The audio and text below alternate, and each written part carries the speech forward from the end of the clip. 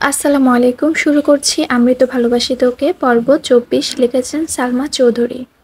আবির আবারও মেঘকে ডাকে, ততক্ষণে মেঘ রুম থেকে বেরিয়ে পড়েছে। মাথা ব্যথা, ভয়, মেঘের চিন্তায় আবিরের মনটা খুঁতখুঁত করছিল, অস্থির লাগছে। আবির যে নিজের সর্বশক্তি দিয়ে মেঘকে সর্বক্ষণ আগলে রাখে তা কি অষ্টাদশী জানে? মেঘকে অতি সামান্য কারণে কেউ ধমক দিলে আবিরের পায়ের রক্ত মাথায় উঠে যায়। এই অবস্থায় নিজেকে নিয়ন্ত্রণ করা সম্ভব হবে না বলে মেঘকে আগে থেকেই সাবধানে রাখে। মেঘের সারা শব্দ নেই, আবির বুঝতে পারে মেঘকে থামানো সম্ভব না। গত ২ রাত নির্ঘুম কাটিয়েছে। প্রচণ্ড মাথা ব্যথা সত্ত্বেও আবির উঠে বেলকনিতে আসলো। ততক্ষণে মেঘ নিচে চলে গেছে। সোফায় বসে আলী আহমদ খান আর মোজাম্মেল খান কিছু কাগজপত্র দেখছিলেন। আবির উপর থেকে স্থির দৃষ্টিতে বাবা চাচার আর মেঘকে দেখছে। ভেতরটা ভয়ে কাঁপছে।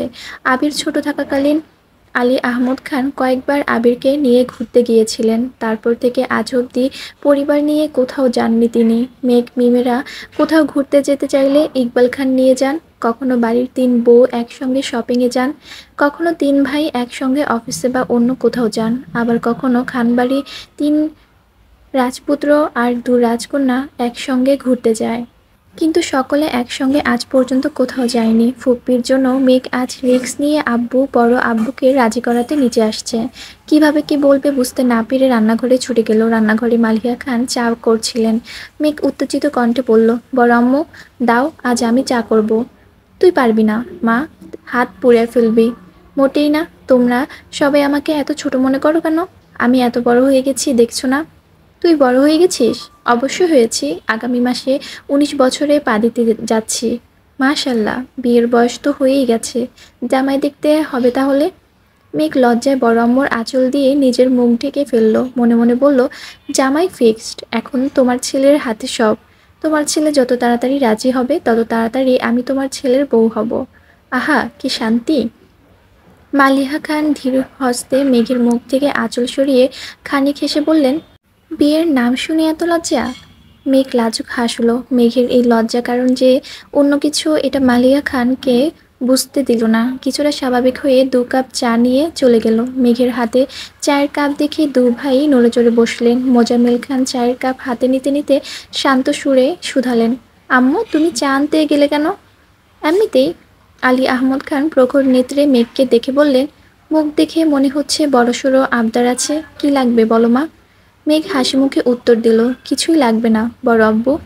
মোজাম্মেল খান পুনরায় জিজ্ঞেস করলেন, তোমার নাকি আজ ঘুরতে গিয়েছিলে? কোথায় গিয়েছিলে? চিড়িয়াখানায় আর বোটানিক্যাল গার্ডেনে। ঘোরাঘুরি করে মন ভালো হয়েছে? মেঘ চোখ বন্ধ করে ঢোক গিলল। মনে সাহস জুগিয়ে বলল, ভালো লাগেনি, বরং মনটা আরও বেশি খারাপ হয়ে গেছে। কেন? ভয়ে মেঘের বুক কাঁপছে। আব্বু বা বড় আব্বু ধমক না দিয়ে বসেন। দীর্ঘ নিঃশ্বাসে ছেড়ে মেঘ বলে উঠল, সবাই সবার আব্বু আম্মু সহ পুরো পরিবার নিয়ে ঘুরতে আসছিল। তারা কত সুন্দর করছে, আনন্দ করছিল, তাদের দেখতেও ভালো লাগছিল। আমার বোধশক্তি হওয়ার পর থেকে আমি কোনোদিন দেখিনি আমাদের বাসায় সবাই একসঙ্গে কোথাও ঘুরতে গিয়েছে। আমি চাই আগামীকাল আমাদের বাসার সবাই একসঙ্গে ঘুরতে যাব। এটা আমার অভিযোগ, সেই সঙ্গে আবদারও। আলী আহমদ খান ধীর কণ্ঠে বললেন, তোমার আম্মু বড় আম্মু কাকিয়াকে নিয়ে যাও, আর আমি ইকবালকে বলবো নে, সেও তোমাদের সঙ্গে যাবে। মেঘ অভিমানী কণ্ঠে জানালো, আমি বলছি সবাই মানে খানবাড়ির প্রত্যেকে, সেখানে আপনারা দুজনও পারেন। মোজাম্মেল খান ভারী কণ্ঠে বললেন, আমাদের কাজ আছে, বাকিদের নিয়ে যাও। আগামীকাল বিশ্ব ভালোবাসা দিবস, আমি খোঁজ নিয়েছি, অফিস ছুটি। প্লিজ আব্বু, প্লিজ বড় আব্বু, চলুন না। না মামনি, তোমরা ঘুরে আসো, টাকা দিয়ে দেবনি, খাওয়া দাওয়া করে কেনাকাটা করে আসো। মেঘ এবার কিছুটা ক্ষিপ্ত সুরে বলল, থাক, টাকা লাগবে না, আপনাদের কোথাও যেতে হবে না। আমি কত আশা নিয়ে আসছিলাম, সবাই একসঙ্গে ঘুরতে যাব, কত ভালো লাগবে। সত্যি বলতে আপনারা আমার ভালোই বাসেন না, শুধু মুখেই বলেন। এভাবে বলছো কেন মা? আচ্ছা ঠিক আছে, তোমার আব্বুও সাথে যাবে, তবুও মন খারাপ করো না। মেঘ অত্যন্ত গুরুতর কণ্ঠে বলল, বললাম তো কাউকে যেতে হবে না। আপনারা আপনাদের ব্যবসা কাজ নিয়ে ব্যস্ত থাকুন, আমাদের ভালোবাসার প্রয়োজন নেই। এরপর থেকে আমাকেও লক্ষ্মী মেয়ে বলে সম্বোধন করবেন না। আপনাদেরকে বিরক্ত করার জন্য দুঃখিত। আপনারা আমাদের কাজ করুন। মেঘ চলে যেতে নিলে আলী আহমদ খান ডাকলেন। শান্ত সুরে মেঘকে বোঝানোর চেষ্টা করলেন, কিন্তু মেঘ নিজের জেদ থেকে নড়বেই না। এক পর্যায়ে মেঘ বলে বসলো, আগামীকাল ঘুরতে না গেলে বাড়ির কারোর সঙ্গে কথা বলবে না মেঘ। আলী আহমদ খান বেশ কিছুক্ষণ চোখ বন্ধ করে ভাবলেন। ছোট থেকে বোনকে অনেক আদরে বড় করেছিলেন আলী আহমদ খান এবং মোজাম্মেল খান। বোনের কোনো আবদার কখনো অপূর্ণ রাখেননি। খরচের টাকা বাঁচিয়ে বোনের জন্য গিফট নিয়ে আসতেন। প্রতি সপ্তাহে 4 ভাই বোন মিলে ঘুরতে যেতেন। ইকবাল খান সবার ছোট থাকা সত্ত্বেও আলী আহমদ খান আর মোজাম্মেল খানের বোনের প্রতি ভালোবাসা বেশি ছিল। কিন্তু বোন এমন কাণ্ড ঘটনার ফলে ভাই বোনের শারীরিক মানসিক দুভাবেই বিচ্ছেদ ঘটেছে। পারিবারিক সময় দেওয়া, বিশেষ করে ঘুরতে নিয়ে যাওয়াটা একেবারেই ছেড়ে দিয়েছেন। দু একবার গেলেও মাথায় শুধু বোনের স্মৃতি ঘুরত। তার জন্য পরিবারের দায়িত্ব ছেড়ে ব্যবসায় হাল শক্ত করে ধরেছেন। বড় ভাইয়ের দেখাদেখি মোজাম্মেল খানও ধীরে ধীরে একই পথের পথিক হয়ে গেছেন। সেই সঙ্গে পরিবারের পুরো দায়িত্ব পড়েছে ইকবাল খানের উপর। বাসার বাজার থেকে শুরু করে কেউ অসুস্থ হলে হাসপাতালে নেওয়া, ডাক্তার দেখানো, ঘুরতে নিয়ে যাওয়া সম্পূর্ণ দায়িত্ব ইকবাল খানের। অনেক ভেবেচিন্তে অবশেষে আলী আহমদ খান জানালেন তিনিও আগামীকাল যাবেন। এবার মেঘের খুশি দেখে কে? মেঘ ছুটে গিয়ে আম্মু বড় আম্মুকে ডেকে নিয়ে আসছে। আকলিমা খান মিম আদিকে পড়াচ্ছিলেন, তাদেরকেও ডেকে নিয়ে আসছেন। এর মধ্যে আবির নিচে নামছে। মেঘ আবিরকে দেখে তাকিয়ে টানা 2বার ভ্রু নাচালো। আবিরও নিঃশব্দে হাসলো, চোখে ইশারাতেই মেঘের প্রশংসা করলো। আবির নামতেই মোজাম্মেল খান জিজ্ঞেস করলেন, আগামীকাল কি তুমি ফিরে আছো? কিছু কাজ আছে। কেন চাচু? মেঘ একদম পাগলামো করে ফেলতেছে। আগামীকাল নাকি ভালোবাসা দিবস, সেই উপলক্ষে বাসার সবাইকে নিয়ে ঘুরতে যাবে। তুমি কি সময় দিতে পারবে? আবির উদাসীন কণ্ঠে বলল, সবাই গেলে আমার তো সময় দিতে হবেই। কাজ না হয় পরেই করলাম। আবিরের ভাবের কথা শুনে মেঘ কপাল কুঁচকে আবিরের দিকে তাকিয়ে আছে। দিনরাত এক করে ফুপ্পির নিয়ে ভাবা মানুষটা ফুপ্পির সাথে সবার দেখা করানোর চিন্তা আধমরা হয়ে যাচ্ছিল। অথচ আব্বুর সামনে এসে কি সুন্দর করে বলছেন ওনার নাকি কাজ আছে। কি এমন কাজটা ওনার? এর মধ্যে ইকবাল খান বাসায় আসছেন। তানভীরকেও জানানো হয়েছে কোথাও যাওয়া হবে, এখন যাবে। সব সিদ্ধান্ত শেষে যে যার মতো চলে গেছে। আলী আহমদ খান, মোজাম্মেল খান দুজন আবারও কাগজপত্র দেখছেন। ইকবাল খান, আকলিমা খান, মিম আদি সকলে রুমে চলে গেছেন। আবির খেতে বসেছে। আবিরকে দেখে মেঘও আবিরের বিপরীতে গিয়ে বসলো। ডাইনিং টেবিলে আর কেউ নেই। হালিমা খান খাবার রেডি করছিলেন। মেঘ আবিরের দিকে তাকিয়ে বিড়বিড় করে বলল, আপনার আগামীকাল কি এমন কাজ শুনি? কোনো কাজ নেই। কেন? একটু আগে যে বললেন ব্যস্ত কাজ আছে।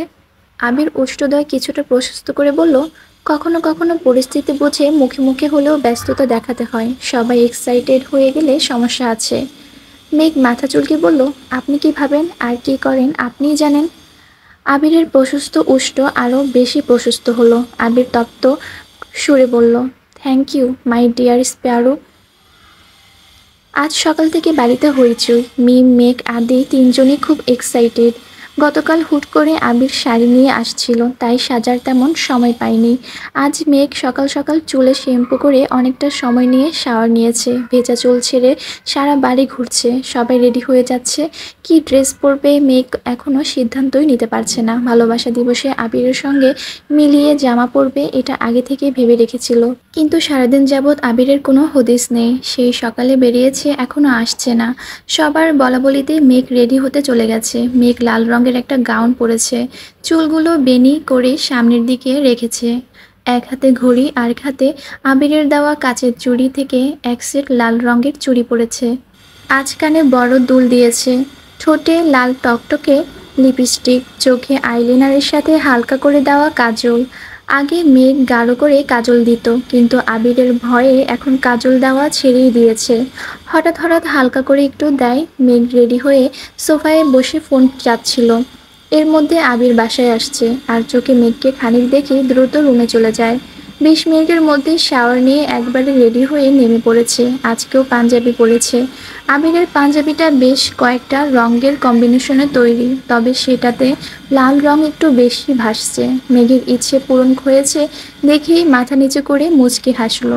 আবির বাসা থেকে বেরিয়ে যাচ্ছে, পেছন পেছন মেঘও ছুটল।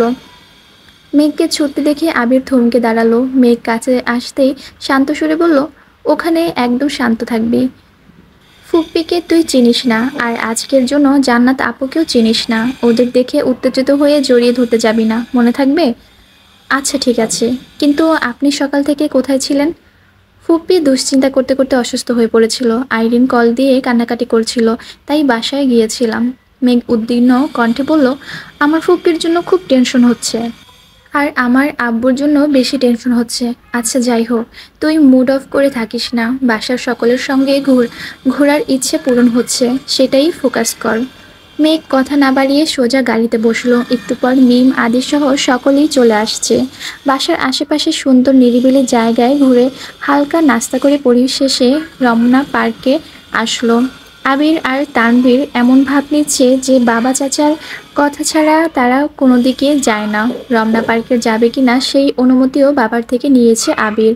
শান্ত পরিবেশে হাঁটছে সকলে। মেঘের কথা মাথায় রেখে আলী আহমদ খান নিজেই মেঘদের ঘুরিয়ে ঘুরিয়ে দেখাচ্ছেন, এটা সেটা গল্প করছেন। সামনের দিকে 3 ভাই মিম আদি মেঘ, তারপর 3 বউসহ সব, অবশেষে আবির আর তানভীর।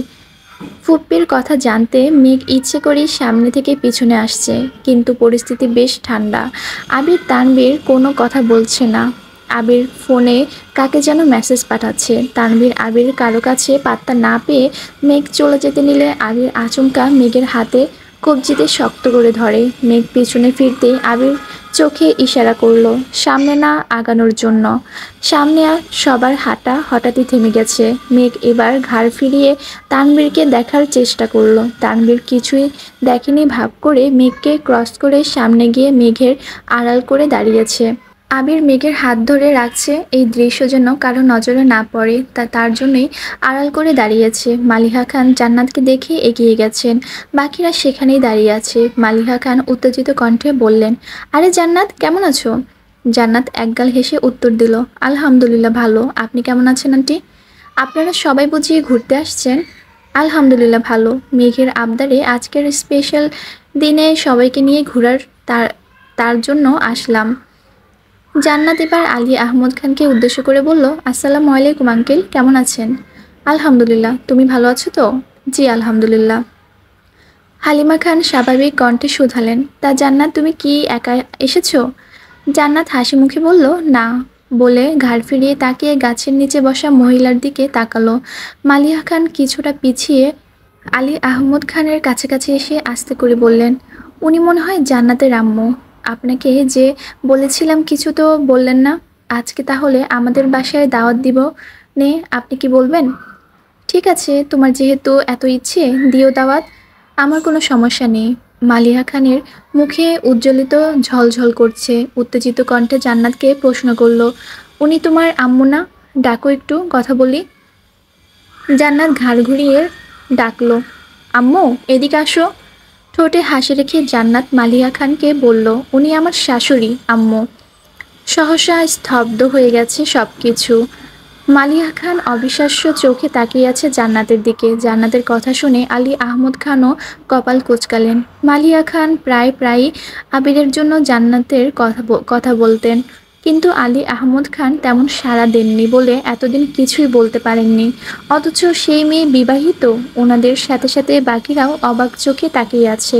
মালিহা খান এতটাই শক যে কিছুই বলতে পারছেন না। এদিকে আবির মেঘের হাত ধরেই রেখেছে যাতে মেঘ কোনোভাবেই সামনে না যায়। তানভীর মেঘের সামনে দাঁড়ানো, তাই মেঘ জান্নাত আপুর কথা শুনলেও আপুকে দেখতে পাচ্ছে না।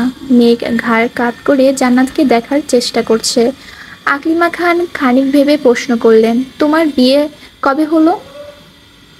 অক্টোবরের 12 তারিখ আন্টি। মালিহা খান এবার দ্বিতীয়বারের মতো আশ্চর্য হলেন। আজ ফেব্রুয়ারির 14, মানে 4 মাসের উপরে হয়েছে জান্নাতের বিয়ে হয়েছে, অথচ উনি তাকে ছেলের বউ বানাতে উঠে পড়ে লেগেছিলেন। হালিমা খান বললেন, আমাদের বললে না তো। আসলে আন্টি হুট করেই বিয়ে দিন তারিখ ঠিক হয়েছিল, আর ওইরকম প্রোগ্রামও করা হয়নি, তার জন্য আর বলা হয়নি। তা তোমার হাজবেন্ড কি করে? জবের জন্য আপাতত দেশের বাইরে আছেন, দোয়া করবেন আমাদের জন্য। ফি আমানিল্লাহ, স্বামীর সংসার নিয়ে সুখে থাকো। মালিহা খানের চোখ মুখ ফ্যাকাশে হয়ে গেছে। জান্নাতকে দেখে যতটা উত্তেজিত ছিল এখন ঠিক ততটাই নিরুদ্বেগ। কোমল দৃষ্টিতে জান্নাতের দিকে তাকিয়ে আছে। জান্নাত পুনরায় একটু উঁচু সুরে ডাকলো, কি হলো আম্মু, আসো। এবার মহিলা উঠলেন, মাথার ওড়না দেওয়া, মাথা নিচু করে এগিয়ে এসে ভরত শীতল কণ্ঠে বললেন, আসসালামু আলাইকুম। আস্তে করে সকলেই সালামের উত্তর দিয়ে তাকালেন সেই মহিলার দিকে। মহিলা মুখ তুলে তাকাতেই চোখাচোখি হলো আলী আহমদ খানের সাথে, পাশে তাকাতেই মোজাম্মেল খান। প্রকৃতি যেন থমকে গেছে, মুহূর্তে নিস্তব্ধতা ছেড়ে গেছে সবকিছু। মাহমুদা খানের দৃষ্টি একে একে সকলকে দেখছে। মালিহা খান, ইকবাল খান, পিছনে হালিমা খান আর আকলিমা খানও এক পলক দেখে নিলেন। আবিরের হাতে থাকা মেঘের ছোট্ট হাতটা থরথর করে কাঁপছে, ভয়ে বুকের ভেতর হৃৎপিণ্ড ছুটছে এদিক সেদিক, হাত পা ঠান্ডা হয়ে আসছে। 28 বছর পর মুখোমুখি হয়েছে ভাই বোন, কি হতে চলেছে মেঘে ভেবেই মেঘের শরীর ঘামতে শুরু করেছে। আবির 2 কদম এগিয়ে মেঘের পাশে দাঁড়ালো। মেঘের হাত ছাড়তেই মেঘ ব্যালেন্স হারিয়ে পড়তে নিলে আবির তৎক্ষণাৎ ডান হাত দিয়ে মেঘের কনুই এর উপর চেপে ধরল। মেঘ আর চোখে আবিরের দিকে তাকাতেই আবির মলিন হেসে প্রখর তপ্ত সুরে বলল, হেই রিল্যাক্স, কিচ্ছু হয়নি।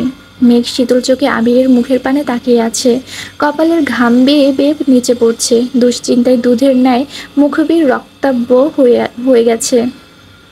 মেঘ অল্পতেই ইমোশনাল হয়ে যায়, পরিস্থিতি সামলানোর আগেই ভেঙে পড়ে।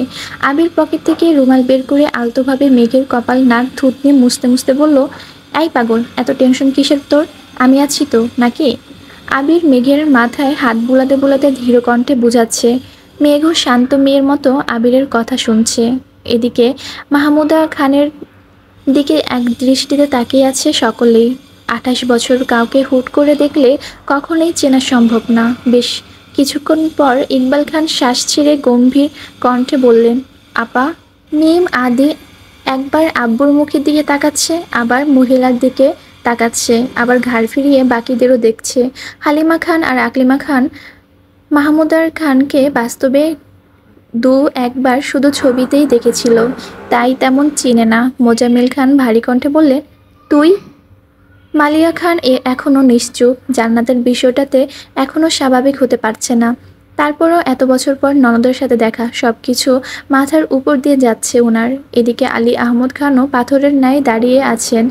মিম আর আদি দুজনে বেশ কিছুক্ষণ মুখ চাওয়াচাওয়ি করে অবশেষে আব্বুকে প্রশ্ন করল, আব্বু উনিকে। ইকবাল খান উত্তর দিতে পারছেন না, নিজের সন্তানের সামনে বোনকে কী বলে পরিচয় দিবেন সেটাও বুঝতে পারছেন না।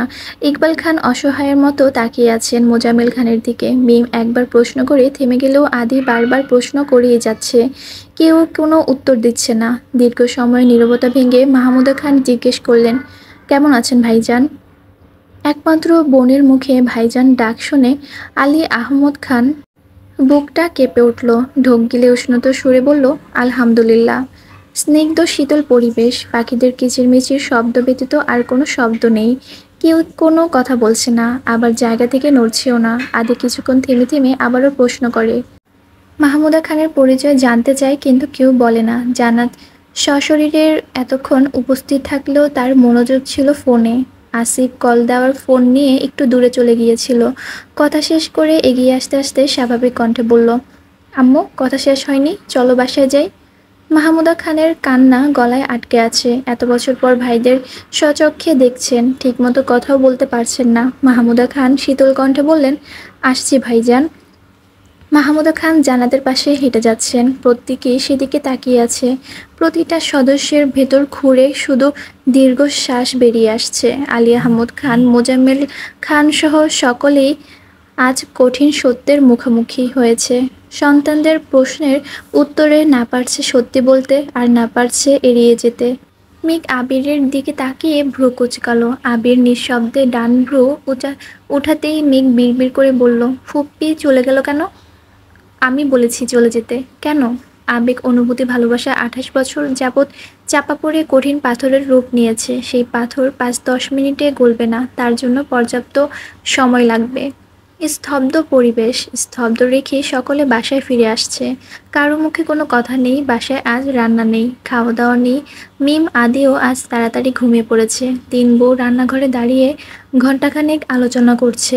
3 ভাইয়ের মনে কি চলছে কে জানে। তিনজনই তিনজনের রুমে বসে আছে, কি ভাবছে কে জানে। তানভীর বাসায় ফিরে আবার বেরিয়েছে। টুকিটাকি কাজ ছিল সেগুলো শেষ করে বন্যাদের এলাকায় আসছে, কিন্তু বন্যার কোনো হদিস নেই। আজকের স্পেশাল দিনের বন্যা দেখা পাবে না ভাবতেই ভেতরটা মোচড় দিয়ে ওঠে। সন্ধ্যার পর হয়ে গেছে, বন্যা বের হওয়ার কোনো সম্ভাবনা নেই, কিন্তু তানভীরের মন যেতেও চাইছে না। প্রায় 1 ঘন্টা অপেক্ষার পর তানভীর বন্যাকে কল দিল। বন্যা কল রিসিভ করতেই তানভীর বলল, এই মেয়ে, কোথায় আছো? তানভীরের ধমকের সুরে বলা কথাতে বন্যা না চাইতেও কেঁপে ওঠে। সদ্য ঘুম থেকে ওঠা মেয়েটার নরম সুরে উত্তর দিল, বাসায়। কেন? আমি তোমাদের বাসার গলির সামনে দাঁড়িয়ে আছি, তাড়াতাড়ি আসো। মানে? আসতে বলছি, আসো। বলে তানভীর কল কেটে দিয়েছে। বন্যা শোয়া থেকে উঠে বসে, ফোনের নাম্বারটা আবারও চেক করে। সত্যি সত্যি তানভীরই ভাই, কিন্তু উনি হঠাৎ এখানে এসে কল কেন দিবেন? এটাই ভেবে পাচ্ছে না বন্যা। চোখে মুখে অল্প একটু পানি ছিটিয়ে তাওয়াল দিয়ে মুছল, কিনা ছুটে গেল নিচে। সদ্য ঘুম থেকে উঠায় চুলের অবস্থাও নাজেহাল, কিন্তু আঁচড়ানোর সময় নেই। নিচে বন্যার ভাই টিভি দেখছিল। বন্যাকে ছুটতে দেখে শুধায়, ছোট্ট আপু, পাগলের মতো কোথায় যাচ্ছিস? সামনেই। কি হয়েছে আমায় বল। কিছু হয়নি, তুই টিভি দেখ। বলে বন্যা দৌড়ে বেরিয়ে গেছে। গলির ঠিক সামনেই তানভীর দাঁড়িয়ে আছে। তানভীরকে দেখা মাত্রই দৌড়ের গতি কমে গেছে, ধীর গতিতে এগিয়ে গেল। গলায় ওড়না পেঁচানো, চুল অগোছালো, মুখ মলিন হয়ে আছে। তানভীর কপাল গুটিয়ে শুকনো নেত্রে বন্যাকে নিরীক্ষণ করলো। বন্যা কিছু বলার আগেই তানভীর ভারী কণ্ঠে বলল, সন্ধ্যাবেলা চুল ছেড়ে বের হয়েছ কেন? আর চুলের এই দশা কেন? মাথায় ওড়না দাও। বন্যা ওড়না মাথায় দিতে দিতে নিরুদ্দের কণ্ঠে জবাব দিল, ঘুমিয়েছিলাম। অসময়ে ঘুমাও কেন? সন্ধ্যাবেলা ঘুমাতে নেই, তুমি জানো না? জানি, ঘুম পাচ্ছিল তাই। হাতের কি অবস্থা দেখি। বন্যা আস্তে করে হাত বাড়ালো। ব্যান্ডেজ খুলে ফেলেছে। তানভীর বন্যার হাতে ধরে ফোনের আলো দিয়ে ভালোভাবে হাতটা দেখল, তারপর ধীর সুরে বলল, দেখে শুনে কাজ করতে পারো না? কিছু ঔষধ বন্যার হাতে দিয়ে বলল, এই ঔষধগুলো ঠিকমতো খেয়ে নিও, তাড়াতাড়ি ঠিক হয়ে যাবে। গতকালই নিয়ে আসতাম, কিন্তু জরুরি কাজে বের হয়েছিলাম, আর এত রাতে বের হতে পারবে না তাই আসিনি। আমি ওষুধ খাচ্ছি, আজ থেকে এগুলো খাবা। আন্দাজি আনিনি, ডাক্তারের সাথে কথা বলে নিয়ে আসছি। এতটুকু বিশ্বাস রাখতে পারো। বিশ্বাসের কথা আসছে কোথা থেকে? আমি বলেছিলাম। আর কিছু বলতে হবে না, খাবারগুলো খেয়ে নিও। নাও। এত কিছু কেন আনছেন? এসবের কোনো দরকার ছিল না। তাহলে কি দরকার বলো, এনে দিয়ে যাচ্ছি। আল্লাহ, কিছু দরকার নেই আমার। মেঘ কোথায়? বাসায়। কল দিলে কল ধরে না, একটু বলে দিবেন প্লিজ। বোনও একটু টেনশনে আছে, টেনশন ফ্রি হলে নিজেই কল দিবে। বন্যা চিন্তিত কণ্ঠে শুধালো, কি হয়েছে? তেমন কিছু না, বাসায় একটু সমস্যা চলতেছে, জানোই তো। বোনও অল্পেতেই হাইপার হয়ে যায়, এই আর কি। বন্যার মাথায় আবির ভাইয়ার কথা ঘুরছে। বাসায় আর কোনো সমস্যাও কথা বন্যার মাথায় আসছে না। তবে কি আবির ভাইয়ের সঙ্গে সমস্যা হয়েছে? বন্যা উদ্বিগ্ন কণ্ঠে আবারও প্রশ্ন করল, বাসায় কি সমস্যা হয়েছে বলা যাবে প্লিজ? বনুকে জিজ্ঞেস করে বনুই বলবে। সন্ধ্যার পর এতক্ষণ বাহিরে থাকা ঠিক না, বাসায় চলে যাও। জি আচ্ছা, ধন্যবাদ। বন্যা গলি দিয়ে চলে যাচ্ছে। লাইটের আলোতে তানভীর স্থির দৃষ্টিতে চেয়ে আছে সেই দৃশ্য দেখতে। এদিকে বাসায় হিমশীতল পরিবেশ দেখে মেঘের খুব চিন্তা হচ্ছে। মেঘ বাসায় ফিরে ফুপ্পির সঙ্গে কথা বলেছে। বেশি কিছু সময় যাবৎ আবির সোফায় হেলান দিয়ে বসে আছে। ড্রয়িং রুমে আর কেউ নেই। মেঘ বেলকনির থেকে আবিরকে দেখে নিচে আসলো। আবিরের চোখ বন্ধ দেখে মেঘ মৃদুভাবে ডাকলো, আবির ভাই। আবির চোখ মেলে আর চোখে তাকালো, কিছুই বলল না। মেঘ আবারও বলল, এখানে বসে আছেন কেন? রুমে যান। রুমে যেতে ভয় লাগতেছে। আব্বুর নিস্তব্ধতা আমার খুব ভাবাচ্ছে। আর কারোরটা জানি না, তবে আব্বুর জন্য খুব চিন্তা হচ্ছে। বড় আম্মু খুব কষ্ট পাইছে। জান্নাত আপুর বিষয়টা আগে জানিয়ে দিলেই হতো। আম্মুর কষ্ট পাওয়াটা আহামরি কিছু না। আমি বারবার বারণ করা সত্ত্বেও আমার বউ ভাবতে হয় কেন? কয়েকবার বলার পরও যেহেতু মানেনি, তাই আমি আর কিছু বলিনি। বউ ভাবতে থাকুক, আমার না হোক। আসিফ ভাইয়ার বউ তো। আমি যেটা চেয়েছিলাম ওটা হয়নি। কি চেয়েছিলেন? তানভীরকে দিয়ে জান্নাতকে আনাইছি। তানভীর আর জান্নাতের বয়স কাছাকাছি। আমি ভাবছি আম্মু বা মামুনি করলে তানভীরকে নিয়ে সন্দেহ করবে, আর আমি ওইটাকে কাজে লাগাবো। উল্টো আমি ফেঁসে গেছি। আম্মু ডিরেক্ট আমার বউ বানায়ে চিন্তা করে ফেলেছে। তার মানে এসব আপনাদের প্ল্যান? হ্যাঁ, সবটাই পরিকল্পিত। আগে যে বলেছিলেন আমার জন্য জান্নাত আপুকে আনছিলেন, তোর জন্যই তো আনছি। ফুপ্পি কি তোর না? চান্স কি তুই পাসনি? তাহলে তার কার জন্য করেছি এসব? মেঘ নিশ্চুপ। আবির পুনরায় বলল, তোর জন্য যদি শুধু শিক্ষক লাগতো তবে এই শহরে ভালো শিক্ষকের অভাব ছিল না। তারা তোকে দায়িত্ব নিয়ে পড়িয়ে চান্সও পাইতো। কিন্তু ফুপ্পির সাথে কিভাবে সম্পর্ক ঠিক করব তা ভেবে পাচ্ছিলাম না। একমাত্র উপায় ছিল জান্নাত। জান্নাত তোকে পড়ালে আর তুই চান্স পেলে বাসার মানুষকে জান্নাতের প্রতি পজিটিভ চিন্তা আসবে। তখন ধীরে ধীরে ফুপ্পির সংস্পর্শে আসা যাবে। আরেকটা হচ্ছে বউ বানানোর চিন্তা। ওইটা আসলে শুরুতে ছিল না। তানভীরকে দিয়ে আনাইছিলাম কারণ আমি দেশে ছিলাম না। দেশে ফিরে আমি টিচার কিভাবে পাবো? তাছাড়া জান্নাত যে রাকিবের বোন এটা জানলে সবাই শিওর ধরে নিত আমার জান্নাতের সাথে সম্পর্ক।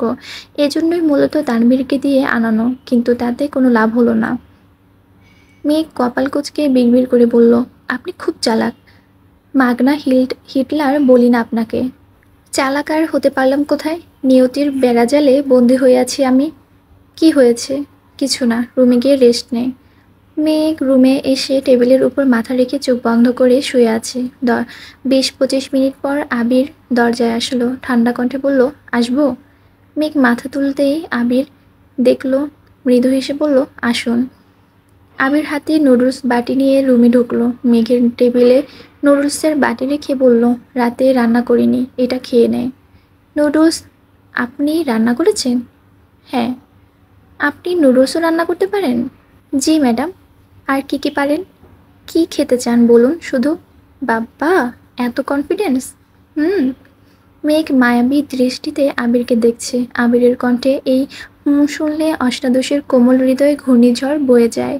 মাত্র রান্না করে আসায় আবির শরীর কিছুটা ঘেমে গেছে। ঘামে ভেজা কপালে চুল লেপ্টে আছে। নাকের ডগায় ঘাম চিকচিক করছে।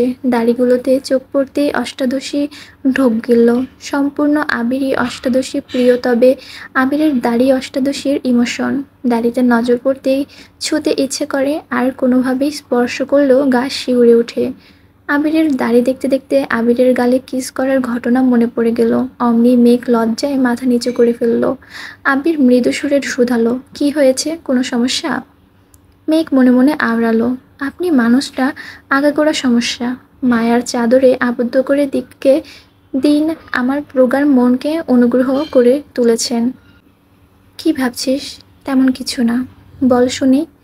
বলবো? বল। ধমক দিবেন না তো? না, ধমক দিব না। তোর মনে যা যা অজ্ঞাত কথা আছে বল, সব শুনবো আমি। আমি বলতেই মেঘের ফোনে কল বেজে উঠল। মেঘ ফোনে হাতে নিতেই দেখল মিনহাজের কল।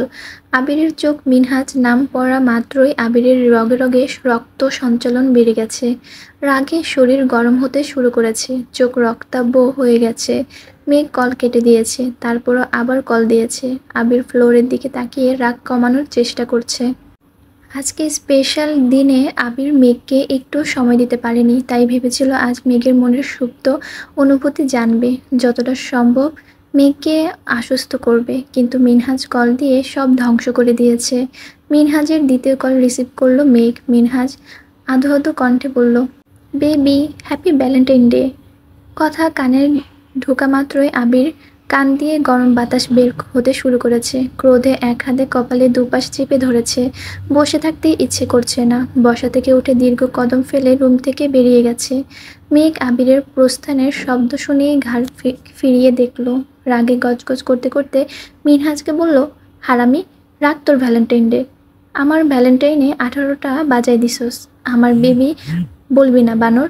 তুই জীবনও ভালো হবি না। কল কেটে দেওয়ার পরও বারবার কেন কল দিচ্ছিস? আমার কপালটাই খারাপ। দূর, ভাল লাগে না। বাই। মেঘ রাগে ফুঁসতে ফুঁসতে কল কেটে দিয়েছে। আবির ভাই যখনই মেঘের কাছাকাছি আসে, একটু শান্তশিষ্টভাবে কথা বলে, তখনই কেউ না কেউ বাধা দেয়। মেঘের মেজাজ চরমে। বন্যা ফোন দিচ্ছে। কল কেটে রাগে ফোন বন্ধ করে রেখে দিয়েছে। এদিকে আবিরের আক্রোশ ক্রমে ক্রমে বাড়ছে। নিজের প্রতি বড্ড রাগ হচ্ছে। আজ মনে হচ্ছে মিনহাজ আর তামিমকে প্রথম দিনই ওয়ার্নিং দেওয়ার দরকার ছিল। তানভীর আর রাকিব এতবার বলার পরও আবির সায় দেয়নি। প্রতিনিয়ত এদের আচরণে নিজেই অতিষ্ঠ হয়ে যাচ্ছে। আবির আজ পর্যন্ত মেঘকে ভালোবেসে বেবি ডাকতে পারল না। কোথাকার কোন ছেলে বেবি বলে সম্বোধন করেছে। আবির বারান্দায় গ্রিলে মাথা রেখে দাঁড়িয়ে আছে। ক্ষণে ক্ষণে রক্ত টকবক করে উঠেছে। ঘণ্টাখানেক পর আবির আবারও নিচে আসছে। রাত 12টা নাগাদ সোফাতেই শুয়েছিল। 12টার পর রুমে গিয়ে ঘুমিয়েছে। 1 ঘন্টাও হয়নি। নিচে চিল্লাচিল্লি শব্দে আবির তাড়াহুড়ো করে ছুটে আসে। মেঘ, তানভীর, ইকবাল খান, মোজাম্মেল খান সকলেই সজাগ হয়ে গেছেন। আবিরের আব্বুর শরীর খারাপ লাগছে, মাথা কেমন করছে, শরীর ঘামতেছে। ইকবাল খান আর মোজাম্মেল খান তড়িঘড়ি করে গাড়ি বের করতে করতে চলে গেছেন। এদিকে মালিয়া খানের কান্না বাকি দুজনেই থামাতে পারছে না। হাসপাতালে যেতে যাচ্ছেন। আবির বুঝিয়ে শুনিয়ে মাকে রেখে গেছে। আবির আর তানভীর আলী আহমদ খানকে বের করেছে। এদিকে মেঘ অঝরে কাঁদছে। বড় আব্বুর সঙ্গেও ওকেও নিতে হবে। ঘরে মায়ের কান্না থামাতে পারছে না। এদিকে মেঘই মেইন গেট পেরিয়ে বাইরে এসে কেঁদেই যাচ্ছে। রাত প্রায় 2টা বাজে। আবির কয়েকবার মেঘকে ভেতরে যেতে বলেছে, কিন্তু মেঘ জায়গা থেকে নড়ছেই না। বাধ্য হয়ে আবির এসে মেঘের 2 চোখ মুছে দোগালে হাত রেখে গুরুতর কণ্ঠে বলল, কান্না করিস না প্লিজ, আব্বুর কিছু হয়নি। মনে হচ্ছে অতিরিক্ত দুশ্চিন্তায় প্রেশার বেড়েছে। তোরা সবাই যদি এভাবে কান্না করিস আমি কিভাবে সব কিছু সামলাবো বল। তুই আম্মুর কাছে যা প্লিজ, আম্মুকে শান্ত করে ঔষধ খাইয়ে দিস আর আম্মুর কাছেই থাকিস। মেঘ কাঁদো কাঁদো গলায় বলল, ঠিক আছে।